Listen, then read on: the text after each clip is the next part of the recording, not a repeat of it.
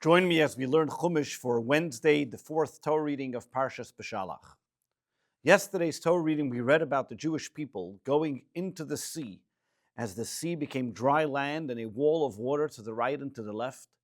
Following the Jewish people going into the sea as it became dry land for them, the Egyptians followed with their horses and chariots. However, as God made it become hot, the earth become hot, and with that, the wheels and the horseshoes of the Egyptians' chariots and horses started to melt and scratch and wander, and they sunk in the sea.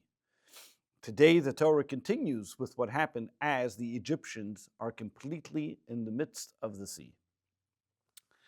Chapter 14, verse 26. Vayomer Hashem el Moshe, and God said to Moshe, Neteyes yodcha layom, raise your arm over the sea, v'yashuvu hamayim al Mitzrayim, and the waters will then return, covering the Egyptians, al richbei val farashav, on their chariots and on their horsemen. Verse 26, v'yashuvu hamayim. So Rashi says, what does it mean, v'yashuvu hamayim, the water will return? Because up until now, it was standing straight like a wall. They'll go back to its original state, which is water flowing, and thereby covering over the Egyptians. Verse 27. Moshe raised his hand over the sea, and towards the morning, then the sea returned to its normal, to its original strength. And the Egyptians were fleeing towards it. And God churned the Egyptians, shook them up, like from the word niur, to shake up, and they were confused. As Mitzrayim b'seichayam, in the midst of the sea.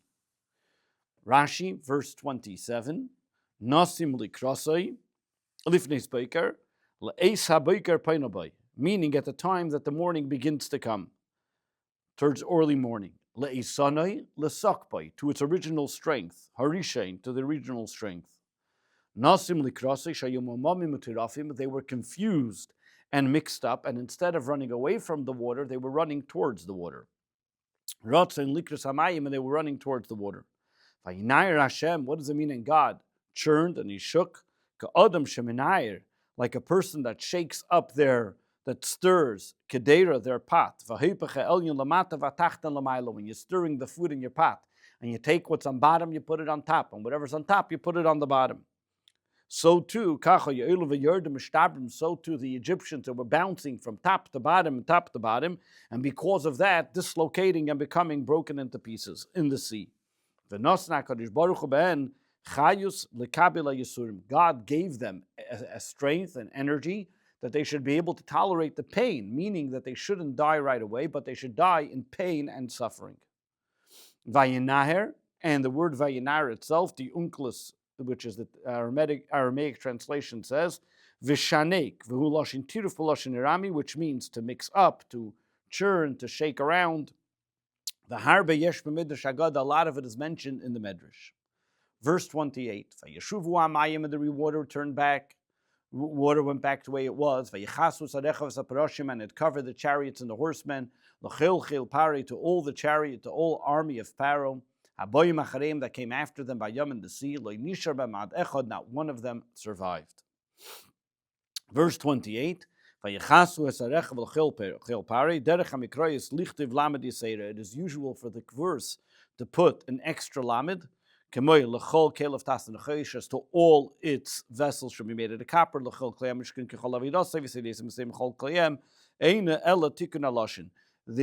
here Rashi gives you three other places where the letter lamed is added to a word, and Rashi tells us this is only to make it sound nicer, not that it has any grammatical difference. Verse 29. The Jew and the Jewish people walked on dry land, in the sea. And the water became a wall for them to the right and to the left. If you notice, this is the third time the Torah mentions this, and telling us about the wall becoming a right to the left, because the water, which essentially was the damaging factor of this idea, which the Jewish people could have also drowned by the water. But the water, instead of hurting the Jewish people, they actually stood up as a protection of a wall to the right and to the left. The commentaries explain in the Talmud that this wasn't the merit of the Jewish children identifying God and believing in God, as we're soon going to see in the song that they sang, Zeh Keli Vaveyu, this is God. That the Jewish people were the ones that the Jewish children were the ones that identified and recognized God first, which is amazing, taking into the fact that these were children who were brought up in exile under the persecutions of the pharaohs at the time. But still in all, their education was of such that they identified and recognized the godly and spiritual entity. So too in our exile, in order for the Jewish people to be able to withstand and recognize and not only not allow the persecution to harm us, but it should be able to stand and protect us, is through the proper education of children, that they should be able to identify godliness and spirituality. Verse 30. And God helped, thus God rescued the Jewish people on that day. As Yisrael miyad Mitzrayim, the Jewish people from the hands of the Egyptians. Vayar Yisrael es Mitzrayim, and this Jewish people saw then the Egyptians, meisal svasayam, dead on the seashore. Vayar Yisrael es Mitzrayim, how did they see them? Shepoltan ayam al svasay, the sea spit out all the Egyptians on the seashore. Kadesh le'yemer Yisrael, so that the Jewish people shouldn't say, Kashem shanu elam mitzad zeh, the same way we are coming out on the dry land from this side. Kachim elam mitzad acher, it could be very sure, it could be very possible that the Egyptians are coming out on the other side on dry land. Rachik mimenu, very far from us. Ve'yirdevu achareinu, and they'll come back to pursue us. Therefore, God made that it should spit out the Egyptians, so they should see that the Egyptians are actually dead. Verse 31. Vayar Yisrael es hayod hagdola, and the Jewish people saw God's great hand, mighty arm. Asher asa Hashem b'Mitzrayim, that God exercised against the Egyptians. Vayiru ha'am, and they stood in awe of as Hashem, of God. Vayaminu b'Hashem, and they believed in God. U'b'Moshe avdei, and in his servant Moses. Es hayod hagdola, Rashi. Es hagvura hagdola, the great strength, the mighty arm. She'asas hayadi shel HaKadosh Baruch Hu, that the arm of God did. There are many different terminologies and expressions that can be used for the word hand. So, for example, hand can be somebody's domain, hand can be showing strength, hand can be a lot of different things, and as well, kulam maloshin yad mamish, and they're all mean, and they all come from derive the same idea of a person's literal hand. And every single place, the commentary would explain how this literal translation of hand will fit according to the context of what is being spoken. With this, we move to chapter 15, the song that Moses sang with the Jewish people after seeing the salvation that God brought them and the destruction of the Egyptians. Oz Yashir Moshe v'nei Yisrael. Then Moshe and all the Israelites sang as Ashira Hazois, this song, LaHashem, to Hashem, to God, Vayomru Leimer, and they said as follows: Ashira LaHashem, I will sing to God, Ki Goi Go, because He is exalted, and He's exalted over any other thing. Sus v'reich v'yiram v'ayam, He cast the horse and the rider into the sea. Rashi. Oz Yashir Moshe. Why only then? Oz, meaning then. Keshera Neis. Allah believer Shiyasha Shira. When Moshe saw the great, fantastic miracle that happened in front of them, he had an idea to sing a song. And therefore it says, V'chein Oz Yadaber Yeshua. We find this also that Yeshua said, then he sang it, V'chein Ubayis Yasala Vasfari. Choshe believer Shiyasala. He thought he will do that Afkan. So here, Yashir, he sang, Omer B'lei B'libai. He said in his heart, Shiyashir, that he should sing, and then Kain Asa, that's what he did. What was the song, and how did he sing it in practicality?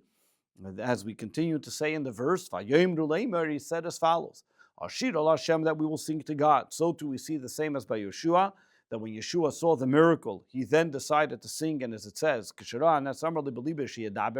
he saw the miracle occur, so he said to his heart, meaning he thought to himself that he should say a song, and he did so.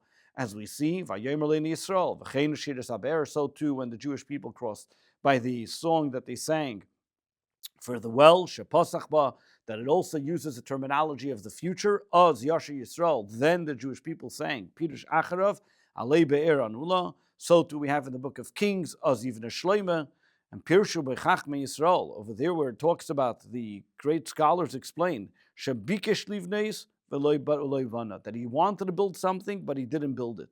What do we see from here? Lamadnu shehayud, when you put a yud in front of a word, where it says yivne, yashir, like in our case, Al Shema Machshav, it's talking about a thought of what he wants to do. So too in our case, when it says Oz Yashir, that Moshe had a thought that he would like to sing. The Torah follows through with the following words and saying, yes, he actually did sing as well. That is the simple interpretation. However, the Medrash takes it a step further. From here we have a sign that the Torah alludes to the fact that the resurrection of the dead will happen, and over here we have a biblical source for it. Because then Moshe will sing. When's then? Not only now that he sing when they came out of Egypt, but then he will sing at the time of the resurrection, at the time of the coming of Moshiach. Moshe would then sing the song as well.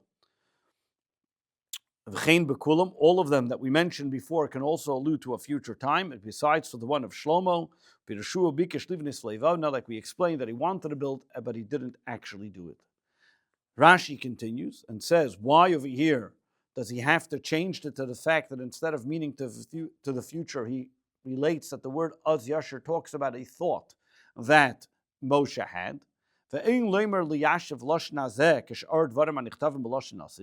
One cannot explain the words over here, Oz Yashir, to mean in future events like in other cases. Why can't I explain this that this means in the future tense? Because it's talking about something that happens constantly. Something that happens constant. Often you can use a past tense and a future tense. Aval. Over here in our case, over here Rashi says, generally, when you have the word Yashir, Yivneh, and all these different kinds of terminologies with the Yud in front of it, you can always have a variable of how it should be translated to past or future tense. But that's only if it happens constantly. In this case, the song that Moshe sang was a one-time event.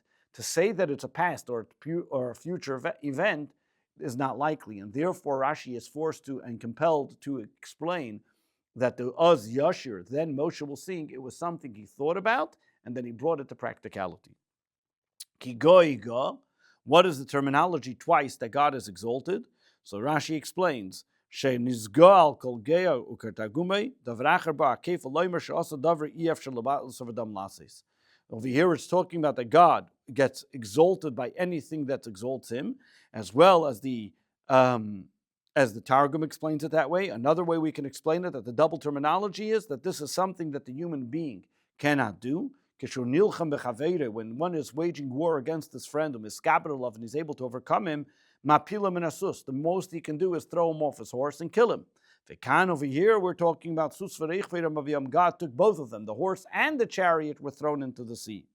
Anything that you can do, but the other person cannot do, or anything that a person can, but then somebody else cannot do, you have a terminology, geus, you can pride yourself with it, and you can be exalted because of it. Like we find, Zamr Hashem ki geus asa. You will find in general that the rest of the song that we'll be talking about soon, the next few verses, there's a lot of duplicity and redundancy in it. For example, Oziv Zimriskava Yilishua was a song to God, and it will be for them a salvation. Hashem Ishmulchama, God is a man of war, God is his name, V'chein Kulam, and so too we're going to see later on that there is a lot of redundancy, and this is the terminology that we're talking about the exaltness of God. Another explanation, Al Kol Ashiris V'Kol Marashar Agelas by or Yesh by Teisefes Loikamidus Melech Masav Adam Shemikalsunei Seve'im by. The reason why there's a redundancy on the exaltness of God is because not like a king of flesh and blood, that you say his greatness, you say his talents, you say his qualities, his achievements, and that's it. However, God, as much of it an achievement and qualities you're going to say, you still haven't yet gotten to what God's real achievements are. And the more you can sing about him, the more you can praise him, there's always more that can be said. Rama, what does the word Rama mean? Hishlich, he threw. Like somebody threw something into fire. Medrash Agada, the Medrash says, Kasav Echadim Rama. One pasuk says Rama, the Kasav Echadim Yara, and the other one says like he shot him from top to bottom. Which teaches us that what happened here was that he would go to the top, and then then would fall down to the bottom. Like it says, this is teaching us that the Egyptians, they were being thrown around like a slingshot. They would fly to the top of the sea, and then they would fall down all the way to the bottom. Verse 2. Ozi v'zimras ka, vayehi li lishua. God's might and retribution were salvation for me. This is God, I will build him an abode, I will proclaim his glory. He is the Father, he is my Father's God, and I will exalt him. So Rashi over here again goes on, as we're going to see that there's a lot of Rashis in today's Torah reading, explaining every step of the song of Az Yashir. In verse 2, Rashi says, Ozi v'zimras ka, the Targum explains, Tokvi v'sushpachti, my strength and my praise. Ozi, the word Ozi comes with a kamatz from the word Uzi with a shuruk. V'zimrasi, and my song I give to God. V'atinitama loshna mikra. And I'm trying to understand, and I wonder on the terminology of the verse. There isn't something like it in the way the vowels are put, that first you have a kamatz and then a chirik, b'mikra in the pasuk. Ela b'shleishim mekayim is only in 3 places. Keshu samach etzel v'zimras, and all those 3 places are only that the next word after it is v'zimras, and song. The chol shar b'kayim is any other place that you find it. Nakud uzi b'shurik, always would have a shuruk. For example, and he gives a few examples, uzi ma'uzi, uzi alacha shamera, and every letter that has 2 words, v'chein kol teva bashtei oisius, every word that has 2 letters, and a kuda, melupa mubi achoylam, kshimerechas b'ishlishis, when it continues to the next word after it. Ve'nashniya v'chataf, and the one after it is not with a shvad, yishen nekuda b'shurik, then the first one will be b'shurik. And he starts to give examples, and he states a few different cases of where we find this. Ozi, roi, kruki, choy, chuki, oil, ulay, yasser, ulay, kol, kulay, shalishim al kulay. However, what are the 3 places that are exceptions to the rule? Are the verse that we just said, Ozi v'zimras, Shalkan, then the one that's in Yeshaya, in Isaiah, and then in Tehillim, all of them have Ozi v'zimras ka, vayhili lishua. They have the Ozi with a chat of kamatz, and there isn't, and all of them have v'zimrasi or v'zimras, and all of them have the following words that say vayhili lishua as well. And therefore Rashi says, therefore I say that if you want to explain the verse according to its simple term, the word ozi with a kamatz is not the same as the word uzi with a shuruk. And the word vizimras is not like the word vizimrasi. The word ozi, shem davar, is a noun for itself. And this is the praise that we're giving to God. The praise that we give to God, that God is the one that's up in heaven, and He was the one that came to my salvation. Vizimras, the word vizimras, and the song is connected to the word, to the name of God. Ezras Hashem, with the help of God. Be'evras Hashem, al divras b'nei adam, v'loshin vizimras, and loshin zmira. Over here doesn't only mean to sowing, but the word zimras can also mean from the word harvesting or cutting, like loy sizmar, one should not cut the vines. Zamir aritzim, loshin kitzuach achlisa, uzi v'nikmasi shalalikeinu ayalalu nishua. And over here one can explain that the strength and the revenge that God took was for us as a salvation.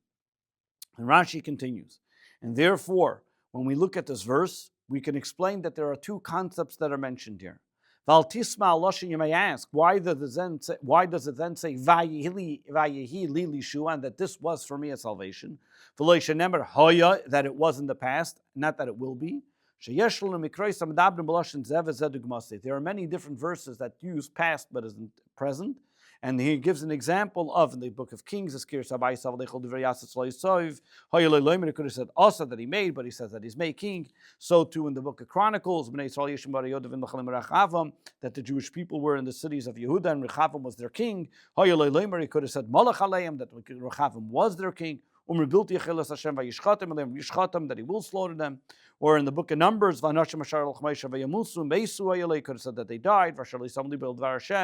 Ozav left. So he's giving over here 5 different examples where he can use a present term, a present tense, while this can be where the actual act was past tense. The next words in the verse are Zekeli. This is my God. When we say the word Zeh, it means you're pointing at something in particular. God revealed to them. And they would point with a finger and they were able to see God's presence. As the Talmud says, that a maidservant in the splitting of the sea was able to see what the greatest of prophets never even saw.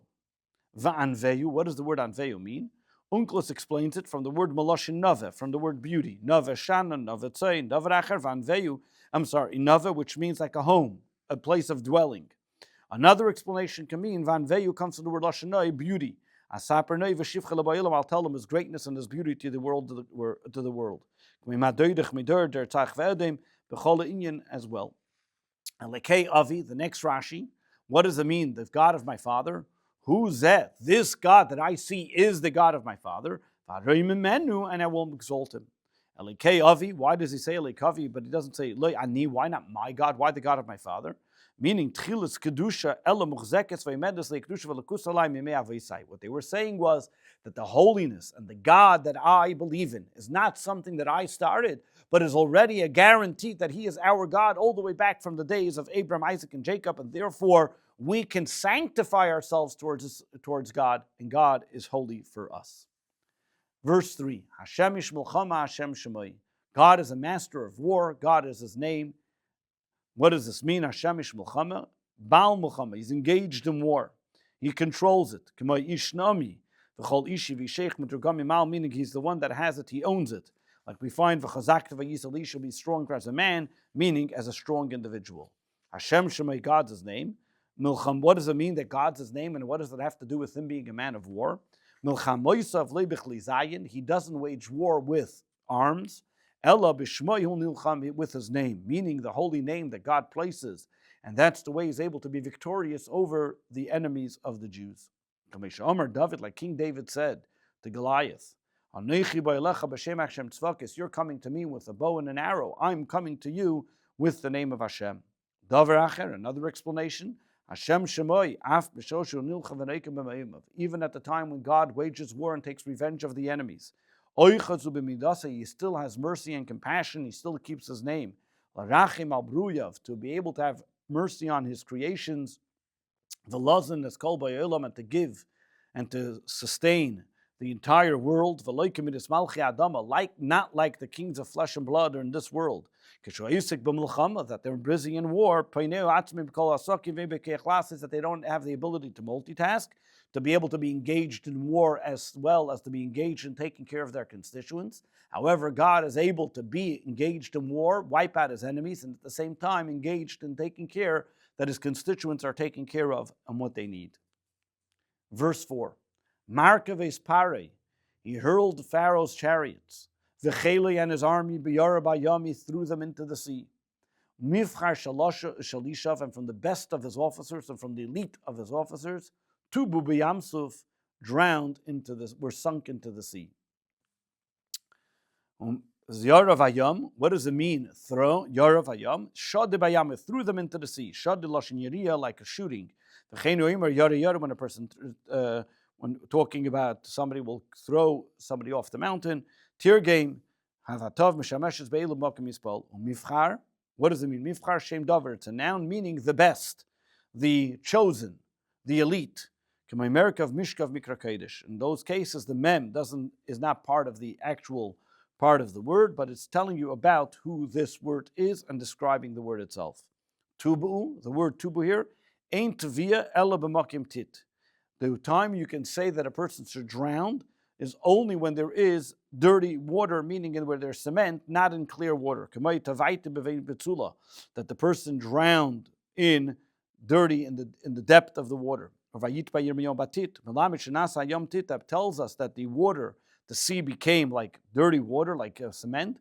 To be able to pay back measure for what they've done to the Jews. Being that they caused the Jewish people and they enslaved them, and with making cement and bricks, so too they were punished and drowned in thick cement and quicksand that was in the sea. Verse 5. The deep waters covered them up, and they sank into the depths like a rock. 5. Yichasyumu. What is the word yichasyumu? Meaning that the deep waters covered over the Egyptians. The word is like kimo yichasum, like to cover. Vayudem tzoyis yiseda, the extra word yichasyumu, that extra yud is extra. And that is because it's the usual way that the Mikra is kach, that they add a yud, like we had this before. And over here Rashi gives us a few examples of where we have that. Yud the yud in the beginning makes it mean future tense. And this is the way it's explained. How you explain the verse, like this: the chosen of his elite generals, Tubu b'Yamsuf, were drowned into the sea. Kedei, that it should be in a way, sheyachsru, that the underground waters, hamayim v'yichasubem, they were sunk so deep that the waters below came and covered above them. Yichasyumu ein demole b'mikra b'nukad. Say there is no similar word to this in the pasuk. They're in the same type of vowels. V'darkeli isnakid yichasyumoi b'mlupum l'cholam commission is bar, and usually there would be a cholam at the end. Kamoi oven, like a stone. B'makam acher, in other places, in later on in verse 10, he says like lead. In another place it says kakash, that it was like straw. So which one was it? Was it straw, lead, or stone? So therefore Rashi explains there were three types of methods of how people sunk into the sea. Harishayim, the evil people, kakash, were like straw, that they were wild. They went through the most suffering, bouncing around from place to place. And going up and down. Habeinin, and the average Egyptian, Ka'evin was like a stone. Went down quickly, but not so quickly. Haksherim, the regular people, the people who weren't that bad, but they weren't that great either, but the fitted ones, they went, keferis, like a lead, shenochum, they went straight down to the bottom, that they had the least suffering possible. Verse 6, Yamincha Hashem nodari bakoyach, your right hand, O God, that is adorned with power. Yamincha Hashem tiratzoyev, your right hand, O God, shatters the enemy. Rashi, verse 6, Yamincha. Over here it tells us twice God's right hand, but it doesn't mention about a left hand. Because when the Jewish people follow what God says, then Hasmoil Nasis Yamin, even his left hand, which is usually discipline, which is usually used for punishing, becomes like the right hand and is there only for generosity. God's right hand was there to save the Jewish people. The Yamin Chashenis, and the second right hand was Tiratz Oyev, was to crush the enemy. The Linina, and for me, Rashi says that it means that the two, why does it say twice right hand? Oysa Yamin Atzma Tiratz Oyev, that same right hand, not that it was two right hands, but the same right hand that showed the strength of God to save the Jewish people, was the same right hand that crushed the enemies. While one person, while an individual, a human being, cannot use the same hand, it cannot do two works, two ideas, cannot use the same hand to do two different things. However, God is able to do that. However, according to the simple interpretation of the verse, your right hand, which is glorified with strength, what's the glorified strength that God's hand is, and goes on to explain the very fact is the right hand that it eradicates the enemy. We have many other verses that explain it this way, where one part of the verse explains the previous part of the verse. For example, God, you're enemies of God, and therefore God destroys them. And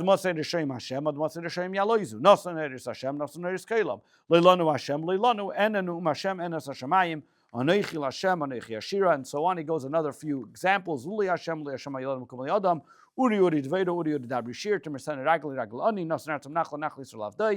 here, Rashi gives us 6 different examples from all different places in the Tanakh, in the scriptures, prophets, and the Tehillim as well, that we find where the first part of the verse is a statement, and it is concluded and explained by the second part of the verse.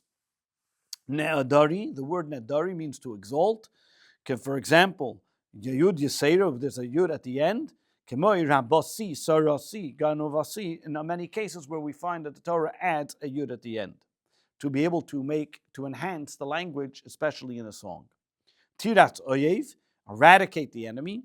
If God's right hand constantly destroys and eradicates the enemy, we have a similar word where it is for tiratz, vayiratzu, vayiratzu, and we find in the book of Judges.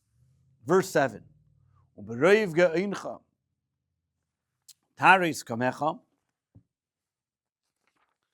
With your great majesty, you overthrew those who rise up against you. Teshalach hareincha, you send forth your wrath. Yichlei mekekash, and it consumes them like straw. Rashi, ubereiv geincha, im hayad bulvad. Over here we mentioned that there were three different ways of how the enemy was drowned and how they sunk into the sea, as well as we find three different ways how God talks about eradicating the enemy. So over here, before we spoke about eradicating the enemy, over here we talk about overthrowing. So he says, Im hayad bulvad, with just a hand in itself, you would have the ability to eradicate the enemy. How much more so Kishumarima, when he lifts his hand, but with great exaltation, then not only does he eradicate and break them, but also Yares, he absolutely destroys them and consumes them and overthrows them. Just when God picks up his hand with great might, that in itself, that great majesty can overthrow anyone who stands up against God. How much more so that when God gets upset at them, which is when his wrath gets up against them, they're destroyed like straw. Taharis, the word taharis means to overthrow. Tamid atahiris kamecha, you always overthrow those that stand up against you. Hakamim negdecha, stand up against you. Who are those that stand up against God? If you stand up against the Jewish people, you are standing up against God. As it says in Tehillim,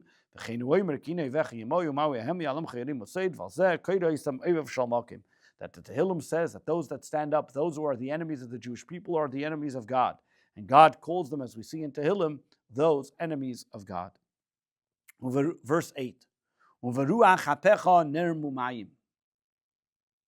And in the blast of your flaming nostrils, the waters dried up. They piled up, following the streams. And they stood up and erected like a wall, deep in the waters, solidified them in the heart of the sea. Sahimis plavyam, in the heart of the sea. Going through each word individually, Rashi explains, the blast of flaming that came out from between your nostrils, shall off of your nose. The Torah is talking as if metaphorically about a human being, about the divine presence. Dugmas melech master adam, like a metaphor of a human king of flesh and blood. This is all that we, the human ear, should be able to have some inkling and understanding. And something which is usual. Like when a person gets angry, you say he's flaming, like you see the ear coming out of his nostrils. Therefore, he uses the terminology as we see in Tehillim. That's what Isaiah says. Because of my name, I will extend my anger. Because when a person calms down from being angry, is able to take long breaths and he's able to be calm. But when he's angry, his heart's palpitating and he has these short breaths. He can't catch his breath because he's so angry. And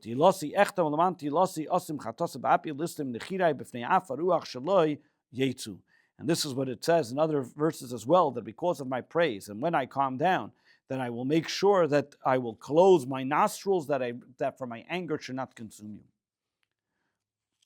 The word lach bishvilach, because of you. As it's explained, when a person puts a ring on his nose, which that is like a certain type of camel, that it talks about that kind of ring that's put there. So that's the word echatam, comes from the choitem, it means a nose. This is the way it seems. Anytime we find the word af, which means anger, or af can also be a nose, and that's why we call anger a nose, because the nostrils is where you can see the person's anger coming from, and that's what he's referring to, that the word af and charein and anger refer to anger, their slang, if you want to call it, for anger. And that's the way I will explain it. Over here, he now continues to give different examples where we find throughout places where anger also refers to the concept of going through the flaming nostrils. That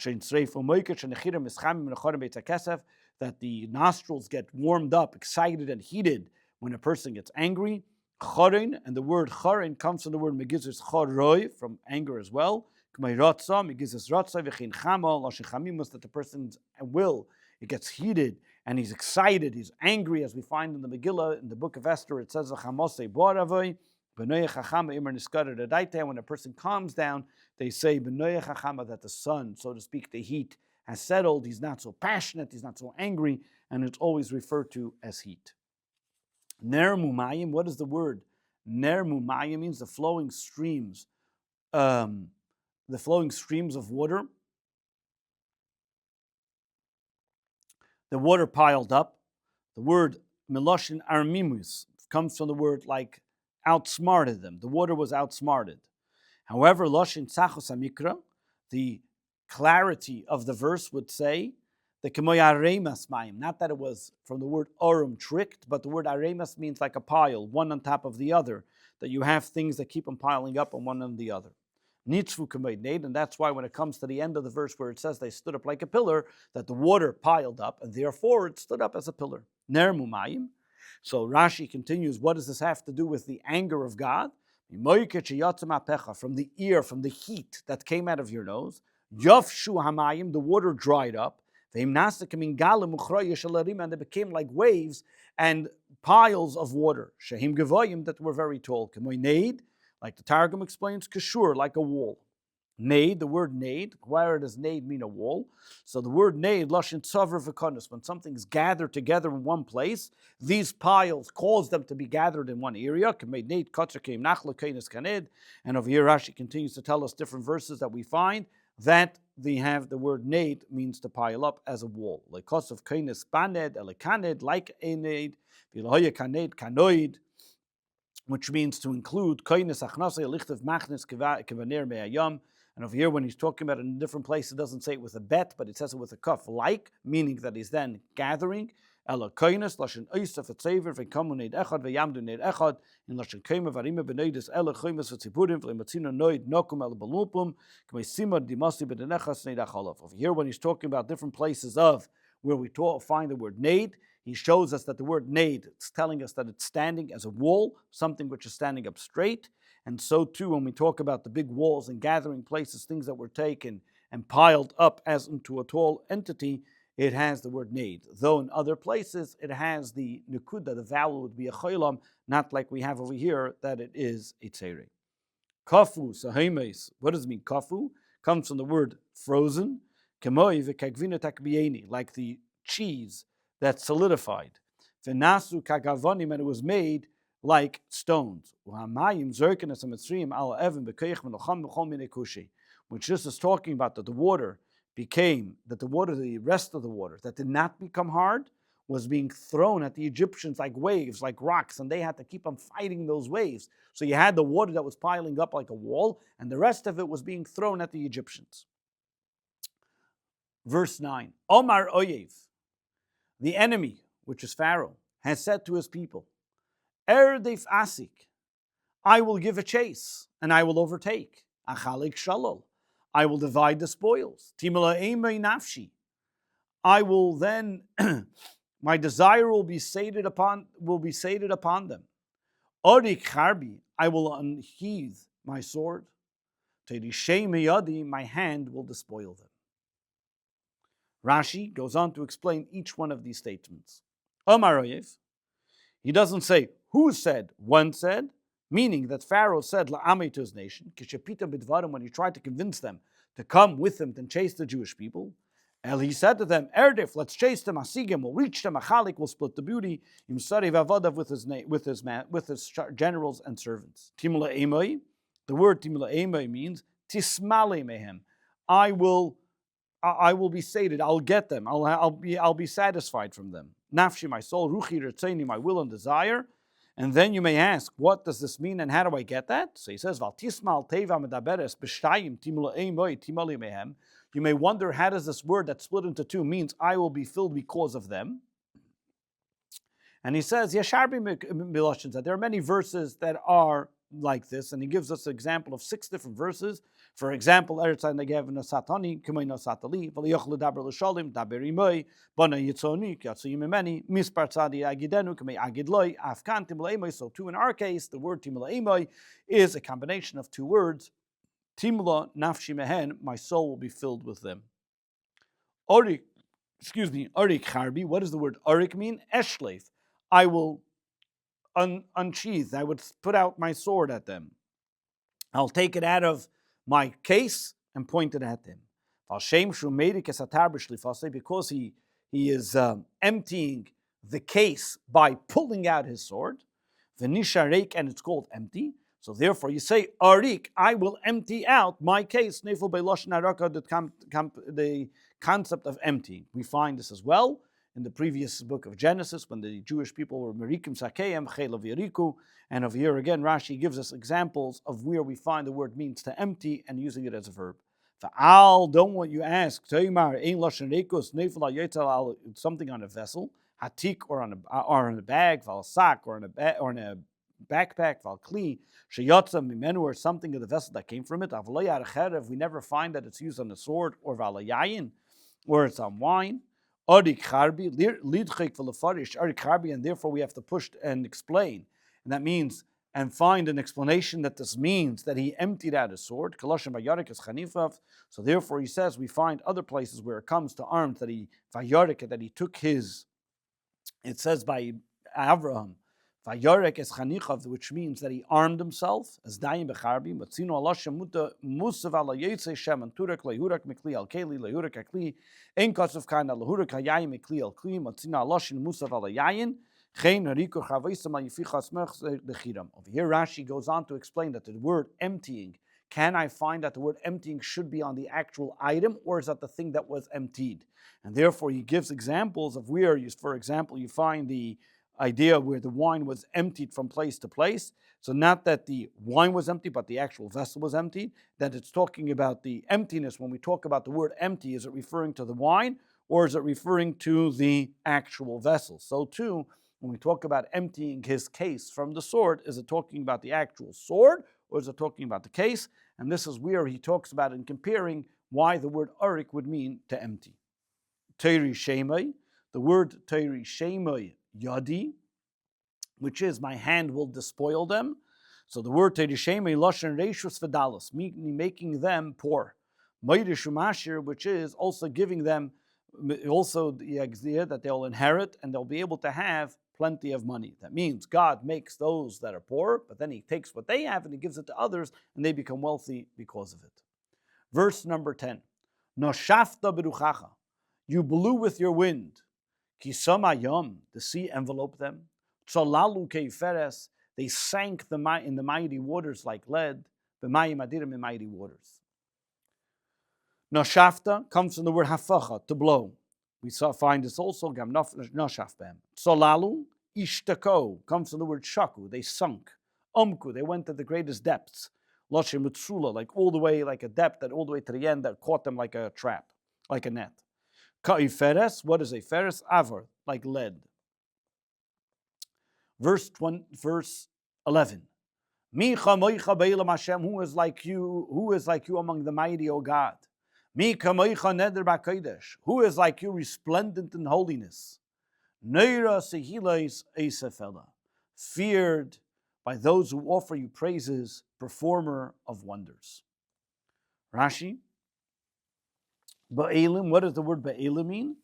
Comes from the word Bachazakim, strong. Kemoives Eliad, it's like the strong, Yechezkel says. Ayalusi lazrasi chusha, the strong that are there to help you. Neira sehilais, those that give you praises, meaning Yarui milahagi tiloisav, God is those that the praises that are offered to you by those who recognize your greatness, meaning you put the fear on them that they're afraid to enumerate and count your praises that you have so many. Why? Penyim atu, because they may miss out some. As it says, that to you, God, the best thing is to keep quiet. That's your best praise, because if you only say some of it, you missed out most of it. Verse 12. Natisa yamincha tivleim hayaretz. You tilted your right hand, and the earth swallowed them up. Verse 12. Natisa, meaning that when God tilts his hand, the evil fall off and they become gone. Because everything is in God's hand. Neiflim b'ataya, and therefore they fall just by God leaning to the side. V'cheinu omer, as it says, V'Hashem yata yadav v'koshel v'izur v'nafal also, that God bends his hand, and they are all destroyed, referring to the enemies of the Jewish people then as well. It's example for a person that's holding a glass cup. Mata yodeh, if a person tilts his hand even a little bit with the cup, the whole thing ma'atfim, neflim mishtabrim, the whole thing falls and completely breaks. So too, when God tilts his hand, the nations of the world, the enemies are destroyed. From here we learn that those righteous Egyptians that sunk into the sea like lead merited that they would be buried. And that was only because of the merit that they said, Hashem Atzadik, they recognized the greatness of Hashem throughout the plagues. Verse 13. In your loving kindness you led the people whom you redeemed. Amzu Ga'olta, Amzu Ga'olta, of this nation that you redeemed. Nehalta bi'azcha, you guided them out of Egypt. El Neveika Jecha, into your holy abode. Nehalta bi'azcha, meaning nahakt lashem enahel, like you led them, like a principal, like a leader. You conducted them, you brought them to the right place. For Unkel says, you tolerated them. She was not particular to make sure to get the Hebrew, direct Hebrew translation, and therefore relied on the Aramaic translation. Verse 13. Verse 14. Shamu amim yirgazun, the nations have heard and they became angered. Chil ochaz yeshve pelashes, terror gripped those who dwell in Philistia. Yirgazun misragzin, they were terrified. Yoshve Palashes, the fear about those people who were living in the Philistia, meaning Mipnei Shahargu, Espnei Ephraim, because of the story that happened that they killed the people of Ephraim. Shemiaru Akates, V'yotzu B'chazka. What happened was there was a mistake that the people of Ephraim, the tribe of Ephraim, calculated the 400 years, the 210 years, 30 years before the time, and they decided to leave Egypt and escape Egypt 30 years before the time came for the Jewish people to go. They left Egypt. They were able to escape. But by the time they came to right by the area of the Philistine, that if you recall that we began this Torah reading with, that God didn't want them to go in the way of the Philistine, they were attacked and they were killed. So over here, the verse is referring to those individuals that went out on their own, and the Philistine got concerned. This is all documented in the book of Chronicles about the children of Ephraim, Shuselach and Bered, and the people of Gas were the ones that killed them, because since they left Egypt before they were meant to. Verse 15. At that time, the chieftains of Edom became disoriented. Trembling seized the mighty men of Moab.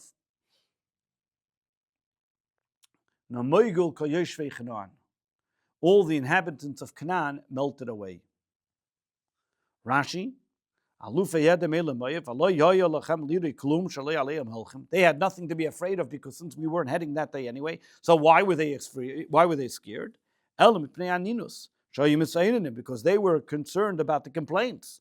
They were complaining, why are the Jews getting so much respect, and what's going on?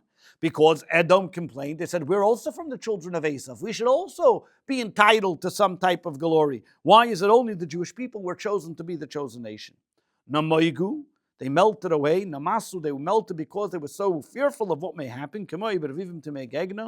And they said, they were concerned, they're coming next after us, because after Egypt, they're coming to the land of Canaan. And therefore, they were concerned at the time, because as we know, the Canaanites knew that eventually the children of Jacob were going to eradicate them. Verse 16, dread and terror will fall upon them. They will remain like a stone until your nation passes through, and the greatness of your arm, until your nation passes over, O God, until this nation you acquired. 16, Rashi, why were they getting worried? Why were they afraid? Because they were far from the Jews, but they were scared about what was coming next. Vafachad, and dread. Ala craven for those that were close. They were even very fearful of what was going to happen. Like we find later on that Joshua says that they were afraid. That in Joshua, when the Jewish people entered the land of Israel, Rachav says, we heard about these Jewish people that God dried out the land for them. Ad Yaver, like the Targum explains that until God will pass over them. Kanisa, you have acquired them. Chibavta, you love them. Misharumas from all the other nations of the world. Like a person that spends a lot of money on buying something, he loves it, he cherishes it, he dears it, and this is what the Jewish people were considered by God like. Verse 17. You will bring them and plant them. On the mountain of your inheritance. The place of you that you of God have prepared for your abode. Pa'alta Hashem, may your hands, O God, make Mikdash Hashem kainenu yadecha. Your hands, O God, establish this sanctuary. When will God establish this sanctuary? As we'll see in the following verse. Verse 17. Tivieme. Nisnabe Moshe over here, Moshe was saying a prophecy that he did not know. That he will not enter in the land of Israel. Lakach, therefore he says, Lo nemar tivienu, that you will bring me, but he says you will bring them. Mochin l'shiftecha, what is the place of her sanctuary? Hamikdash shalmata, the sanctuary of God, mechuvin keneged kisei al maila, is directly where the great throne of God is above. Asher pa'alta, that you have set, that you have made and prepared already beforehand. Migdash Hashem, the sanctuary of God, Hatam alav zakif gadol, the cantillation that's on it is a zakif gadol. Lahafridim eteves Hashem shlachrav, because this separates it from the words afterwards, Hashem kainenu yadecha, telling us that because God over here is showing us, and over here Rashi explains that Chaviv Beis Hamikdash, God cherishes the holy temple. That the entire universe was created with one hand. Shenemer, as it says, Af Yadi Yastaret. The Beis Hamikdash, but over here we find that God tells us Bishnei Yadayim, that the holy temple was built with two hands. Ve'imosai, when will it happen that the holy temple will be built with two hands? That's in the following verse. Hashem Yimlech Le'lam Vad, when God's kingdom will reign for eternity. La'asid Lavei, when the time will come that the entire kingdom will be God's. Kolam Lucha Shaloi, as we're going to see, the God will be the king over the entire universe. Verse 18, Hashem Yimloich, L'olam Vaed, God will reign forever and ever. L'olam Vaed, L'shoin Elamisu, means a time for eternity. V'havav, the word ba yesoid, is part of the foundation of the word. L'fichach ipsucha, therefore it's open meaning from the ayin to the end, L'olam, Aval. The word, this terminology, like it says in Jeremiah, and I know this, over there, va'ed, the vav is only a servant, meaning it's not the actual word itself, and that's why it's a kamat in that case. However, in this case, it's part of the actual word itself. Verse 19, when now Moshe continues to sing the song, he led the Jewish people in the song, and he sang each one, and everyone responded after him.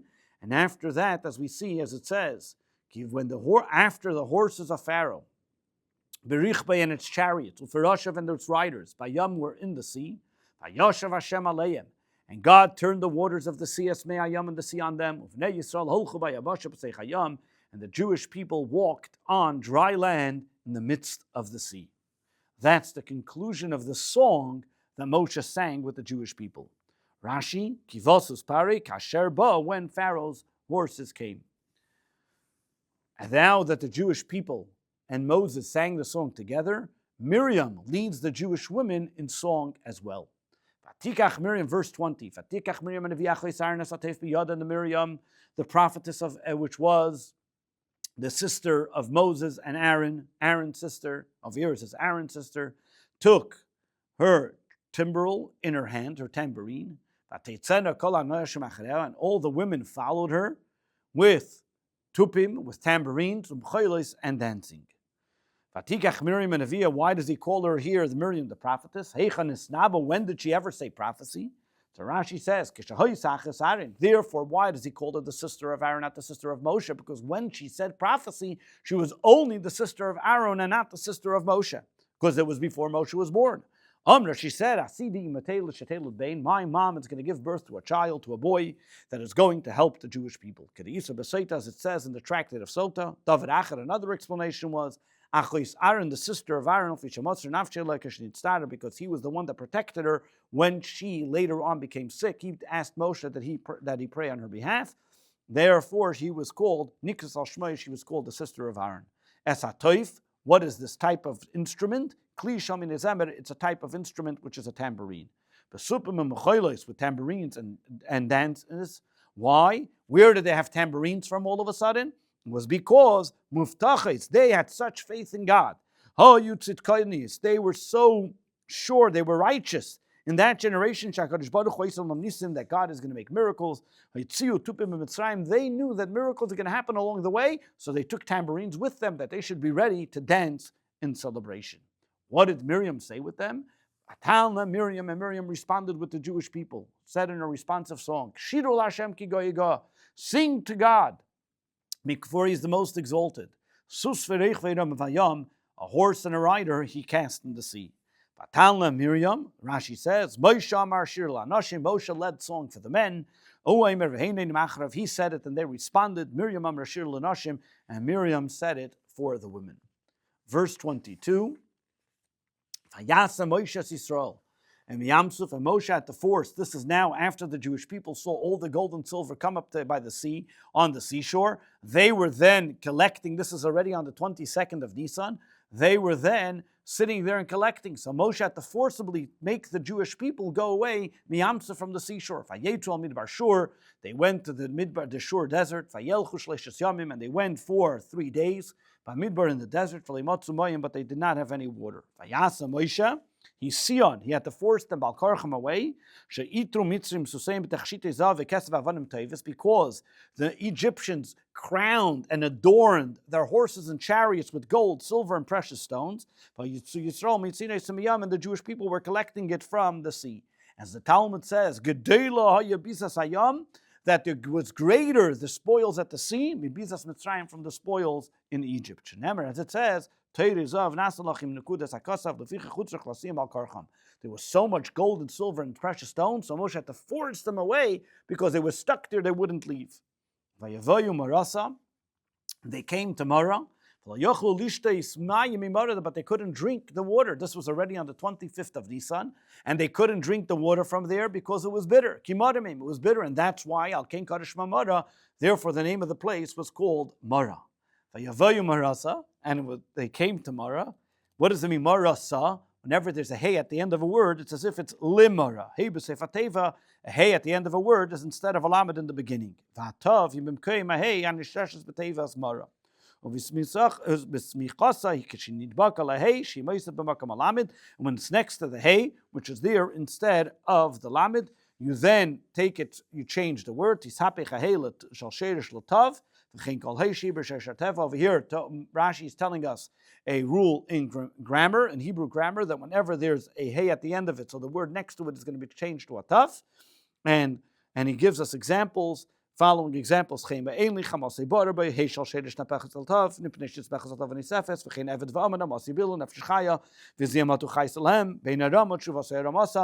giving us 4 different examples in different places in the Torah where we see the hey changing into the tav because he puts a hey at the end of the word. Verse 24. The people complained to Moshe. They cried out to Moshe, Lamar, saying, Manishta, what are we to drink? Why doesn't it say Vayalinu Loshin Nifalhu? They started complaining. Whenever somebody complains, he puts it on the individual, not about the complaint. So, for example, in the Hebrew tense, we know that mispael, an activity that happens, will be mislainain, misraim, and it does not say pail in an active term, loinin royim oyem aloyes, musaf adibur be'amrei she, that about the Shayud Yud himself. So the person himself, like they would say that he himself is getting upset or getting complaining, and that's the way Rashi is explaining the word vayiloinu. Verse 25, Vayitzak al Hashem, they cried out to God, Vayireu Hashem eitz. And God showed him a tree. And he threw it into the water. And the water became sweet. Sham sam loy. Over there God gave them chayik, a rule, umishpat, and an ordinance, v'sham niso, and there they were tested. Verse 25. Sham sam loy. B'mara God gave them. In Mara God gave them some of the Torah, some of the mitzvahs of the Torah, which were she's asku behen, that they should be involved with it. Which were the mitzvahs that they got in Mara, was the mitzvah of Shabbos and Para, Duma, and Dinin, and the laws of transactions, monetary transactions. V'shamni, so there they were tested. What were they tested? La'am, the people, by the very fact that he brought them to a place of bitter water. V'rak shi arpan, he saw how stubborn they were, that instead of talking to Moshe in a nice, polite way, please, we need some water. What's the first thing they did? Instead of saying, please beg that we should have water, what do? They complain, and that was the first thing that they did. Verse 26. And God says to the Jewish people, God says, referring to himself, if you diligently listen to God's voice, to the voice of God, your God. You'll do what's upright in his eyes. You'll listen to his commandments. You'll be careful listening to his rules. You'll observe the rules. All of the sicknesses that I brought upon the Egyptians, I, God, will not bring them upon you. For I am God, your healer. I am God who heals you. Verse 26. This is not something they have to hear, but it's something they have to actually oblige themselves to, that they should follow and follow these commandments. Tasa, to make sure you do it. Vazamta, and listen, meaning tatas naim ledaktikbem, you have to adhere to them. Pay attention, so you should know them and do them correctly. Kol chukov, what are statutes? We're not only talking about laws which make sense, which are logical. The word chukim means a law which is supra-rational, without any explanation. And the evil inclination comes along and says, the evil inclination says, why are you doing this? Why are you involved in it? For example, wearing clothing that is mixed with wool and linen, kilayim, achilas chazer, eating pork, or paraduma, or the laws pertaining to the red heifer, where these are all laws which are only because God told us to do it. They are super rational without any logic behind them. God tells us and promises us, and if I will put them, it's as if, meaning you will have always the opportunity to repent, and as if they weren't there. Why? That if God forbid you do get them, God promises us that he is the healer, that he can always remove it. And it's only a matter of us having to do the repentance. That is the medrash.